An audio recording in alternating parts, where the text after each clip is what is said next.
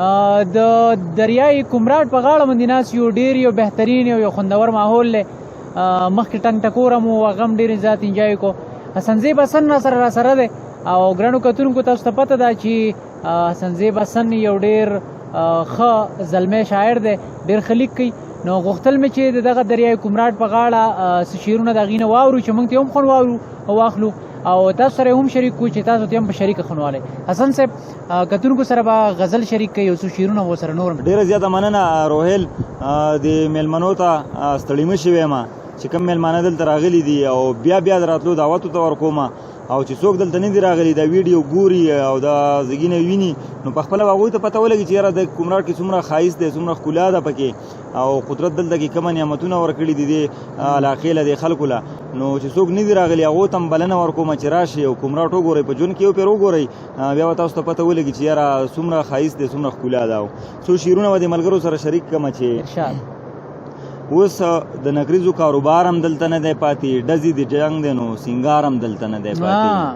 اوس د نکریزو کاروبار هم دلته نه دی پاتې، ډزې د جنګ دی نو سینګار هم دلته نه دی پاتې او غزل سندره یک هزار هم دلته نه دی پاتې، رباب شپېلې ورک دی پنکار هم دلته نه دی پاتې. غزل سندره یک هزار هم دلته نه دی پاتې، رباب شپېلې ورک دی پنکار هم دلته نه دی پاتې او شریک تنور او خپلوار هم دلته نه دی پاتې، په ګودرونو کې قطار هم دلته نه دی پاتې. مننه. شریک تنور او خپلوار هم دلته نه دی پاتې، په ګودرونو کې قطار هم دلته نه دی پاتې. او شعر دی چې څه وجلي دي او څه له یارې وتښتېدي، څه وجلي دي او څه له یارې وتښتېدې، ورکې مرغۍ شوې نو چینار هم دلته نه دی پاتې. مننه. څه وجلي دي او څه له یارې وتښتېدې، ورکې مرغۍ شوې نو چینار هم دلته نه دی پاتې. او هغه هم ملګری شوی زمون کور رانوي، هغه هم ملګری شوی زمون کور رانوي، مړه باور په څوکیدار هم دلته نه دی پاتې. هغه هم ملګری شوی زمون کور رانوي، مړه باور په څوکیدار هم دلته نه دی پاتې. او حسنه کله بې رونقه دی چې ته تللی یې، حسنه کله بې رونقه دی چې ته تللی یې، هغه یاران هغه بنډار هم دلته نه دی پاتې. مننه. او یو بل غزل به شریک کړم چې دلته کې لوی او وړو په جنګ کې ژوند کړی دی، دلته کې لوی او وړو په جنګ کې ژوند کړی دی، دلته کې ښځو او سړو په جنګ کې ژوند کړی دی.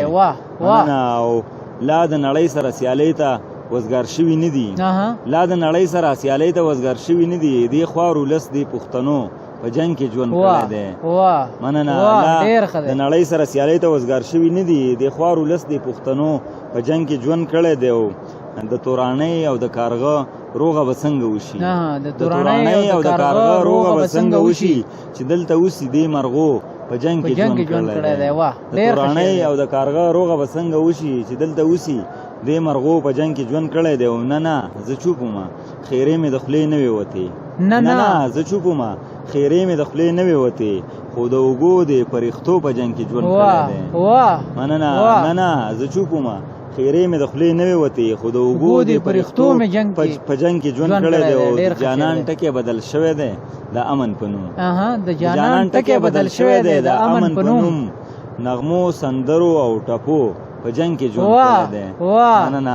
ډېر ښه شعر دی حسن صاحب، ډېر ښه شعر دی. د جانان ټکی بدل شوی دی د امن په نوم، نغمو سندرو او ټپو په جنګ کې ژوند کړی دی. او د چا د یارې نه سپینګیرو کوزې کړې نه وي، د چا د یارې نه سپینګیرو کوزې کړې نه وي، د دوی پګړو د دوی شملو په جنګ کې ژوند کړی دی. او آخري شعر دی چې په مونږ مینو کوی عقاب ته رانه نه تښتېده، په مونږ مینو کوی عقاب ته رانه نه تښتېده، حسنه دلته ښاپېرو په جنګ کې ژوند کړی دی.